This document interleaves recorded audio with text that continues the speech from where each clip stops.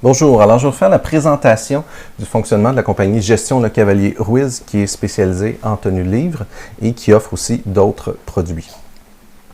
On va débuter par la présentation de la méthode traditionnelle de la comptabilité, probablement celle que vous êtes la plus familière. On débute par ça pour vous donner un peu une idée, c'est quoi la différence entre qu'est-ce qu'on fait versus qu'est-ce qui est fait. Alors la méthode traditionnelle, en quoi ça consiste? Essentiellement, pour les PME, ça va être généralement un comptable qui va être dans la compagnie. C'est possible aussi qu'il n'y ait pas de comptable, mais quelqu'un qui a des compétences dans la comptabilité, qui va faire le travail, vraiment l'ensemble du travail, qui va être autant au niveau des comptes fournisseurs, comptes recevables. Donc, je ne vais pas aller vraiment dans le détail de la chose, mais il y a un seul comptable. Pour des compagnies un peu plus grande, il va y avoir à ce moment-là un département où il va y avoir des techniciens, des commis, des contrôleurs, etc. Il va aussi avoir dans la méthode traditionnelle un comptable externe, un CPA auditeur. Généralement, c'est quelqu'un à qui on va donner les états financiers à la fin de l'année pour qu'il fasse la vérification. On parle vraiment d'un audit, une mission d'examen, etc. Puis cette personne-là ou ce cabinet-là va faire aussi généralement les impôts. La méthode traditionnelle est caractérisée par la notion de boîte noire ou le travail en silo. La boîte noire, c'est le travail de la comptabilité qui est vraiment plus obscur pour les gens qui ne font pas de comptabilité. C'est très difficile de savoir qu'est-ce qui est fait, de savoir pourquoi est-ce que c'est en avance, c'est en retard, qu'est-ce qui reste à faire, de savoir combien de temps est-ce que ça devrait prendre. C'est très classique de la comptabilité. C'est très difficile de savoir qu'est-ce qui se passe en fait. La comptabilité traditionnelle est une fonction en aval, c'est-à-dire historique. Généralement, la comptabilité est vraiment beaucoup plus en arrière des opérations. Donc, il y a toujours une espèce de retard qui se crée naturellement. Donc, c'est jamais un outil qui est vraiment dans le contexte des ventes ou du marketing à l'avant des opérations, pas vraiment un tableau de bord, c'est vraiment plus en aval. Important de souligner la différence entre les comptables. Il y a des comptables externes et internes. On peut aussi voir la comparaison entre les cabinets et le corporatif. Donc, le cabinet, c'est les gens qui vont travailler comme des CPA auditeurs, versus le corporatif, c'est ceux qui vont être vraiment à l'intérieur de la compagnie, qui vont faire le travail au jour le jour. Alors, pourquoi faire le lien entre le traditionnel et le service, en fait, le produit que nous offrons? Alors, la comptabilité est en train de se transformer vers le modèle des TI, de la technologie de l'information. Le modèle qui est en cours chez les TI, qui est ce modèle d'affaires-là en particulier, il se trouve que c'est un modèle qui est décentralisé. Ça va être un travail à distance qui va être fait.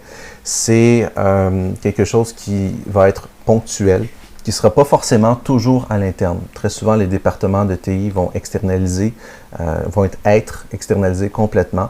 Puis, il va peut-être avoir généralement une ou deux personnes qui vont être plus les responsables à l'interne, mais ce modèle d'affaires-là est vraiment un concept qui est implanté chez les TI de manière très forte. L'idée du changement, c'est d'élargir vos compétences. Si vous avez un seul comptable avec notre compagnie, vous allez voir un peu plus tard, vous allez gagner beaucoup plus de compétences que vous avez présentement, notamment en termes de conseils financiers, de savoir la tenue de livre, comment ça fonctionne, quelles sont les meilleures pratiques, qu'est-ce que vous pouvez faire avec votre comptabilité, parce que la comptabilité peut servir à certaines choses, elle n'est pas forcément seulement un coût, mais elle peut aussi permettre de prendre des décisions, ça peut devenir une espèce d'indicateur. D'ailleurs, ce qui aurait dû toujours être le premier rôle de la comptabilité est de servir à prendre des décisions, bien là, vous allez pouvoir vraiment utiliser à son plein potentiel qu'est-ce que devrait être la comptabilité. L'idée aussi de soutenir votre comptable si jamais cette personne-là est débordée ou vous sentez que vous aimeriez avoir un champ d'expertise un peu plus élargi que seulement un technicien. En utilisant nos services, vous allez avoir accès à des compétences beaucoup plus larges. Et bien sûr, on veut rester compétitif. On le lit beaucoup, on le voit dans les nouvelles. Il y a une difficulté maintenant avec la main-d'œuvre, que ce soit en région ou en région métropolitaine. Il va y avoir une difficulté à recruter des personnes qualifiées. Alors, notre solution, étant donné que c'est une solution qui est décentralisée, qui est à distance, ça nous permet de travailler sur l'ensemble du territoire québécois. Et mes techniciens sont eux aussi décentralisés. Donc, c'est possible, grâce à Internet, de ne plus avoir à vivre la situation où vous devez avoir quelqu'un qui est absolument proche de vous. Vous pouvez aller chercher quelqu'un qui est à 6 heures de route ou à 10 heures même en région un peu plus éloignée. Puis, ça va toujours être possible de travailler tant que vous avez une connexion Internet. Alors ça va vous permettre de rester compétitif, même si la main-d'œuvre n'est pas proche. On parle de comment rester compétitif. Un des éléments intéressants de gestion de Cavalier Ruiz, c'est qu'on va vous permettre d'obtenir jusqu'à 25% de réduction des coûts de la comptabilité. Comment est-ce qu'on fait ça? C'est que premièrement, on va segmenter le service de manière mensuelle plutôt que de la manière annuelle, comme la manière traditionnelle. On va ajuster nos services et, dans le fond, nos produits en fonction de vos besoins.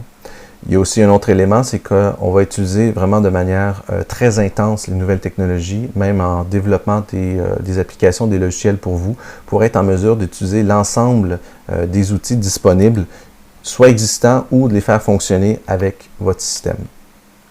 Alors, comment s'articule notre solution? Alors, on parle beaucoup plus de produits et là, on parle d'un menu. J'utilise la notion de menu parce que c'est très similaire, dans le fond, à un restaurant. Vous allez sélectionner des produits.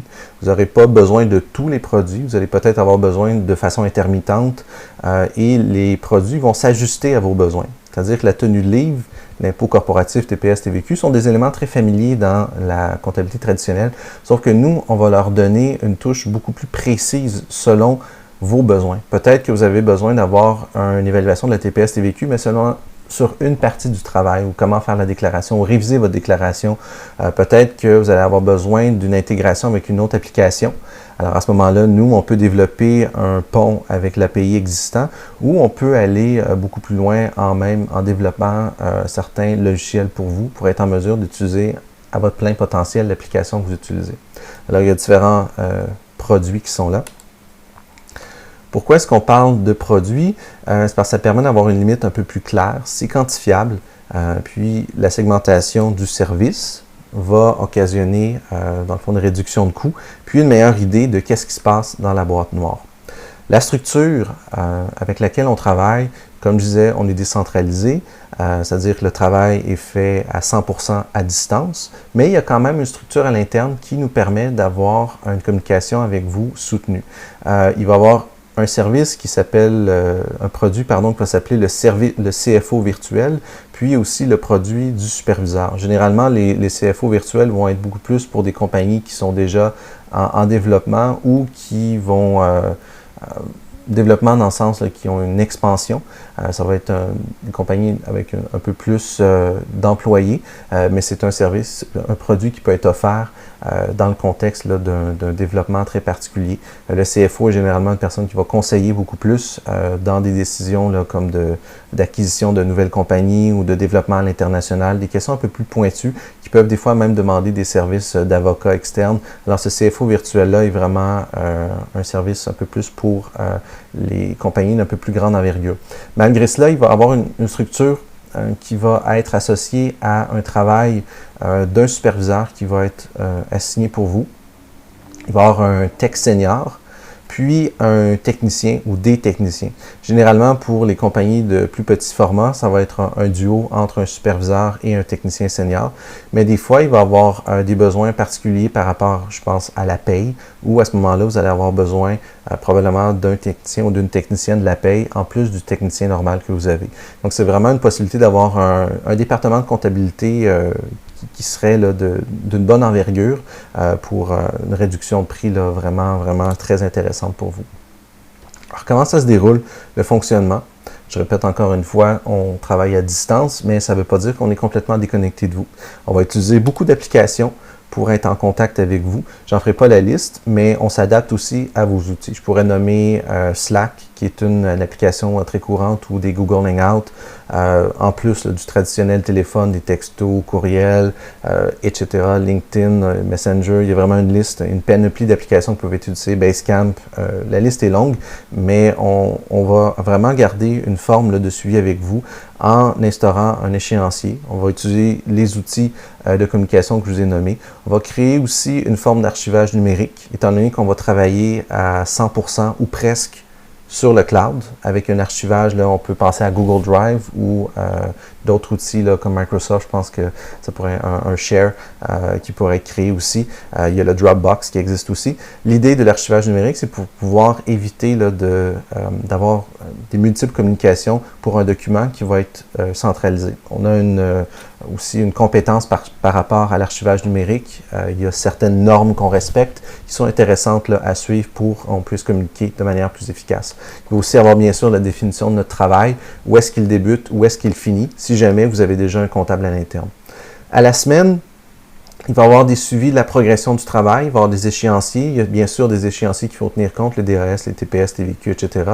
Il y a des fins d'année, des fois il y a des documents qui vont être demandés par des investisseurs, la BDC, etc. Puis il va y avoir des échanges avec le technicien qui va être fait généralement pour des éléments de la comptabilité qu'il a remarqué, des éléments qui manquent lorsqu'il est plus en mode vérification du travail, de votre travail ou celui d'un comptable à l'interne, ou lorsque lui, il va rentrer les opérations, il va avoir des fois des questions, donc c'est de cette manière-là, à la semaine, que ça va être fait. Au mois, il va avoir les traditionnelles révisions des états financiers, la gestion de la trésorerie, la TPS, TVQ. Ce travail-là va être bien sûr fait par le technicien, puis qui va transmettre l'information qui va être révisée par le superviseur, qui finalement vous êtes transmis, et à ce moment-là, vous êtes en mesure d'avoir une bonne idée de où en sont vos états financiers, et où en sont aussi les différentes déclarations gouvernementales. Alors, en conclusion, vous avez mes coordonnées, courriel et numéro de téléphone. Alors, en espérant que ça vous a donné une bonne idée de fonctionnement traditionnel versus notre solution qui se présente comme étant, je crois, l'avenir de la comptabilité. En vous remerciant, passez une bonne journée.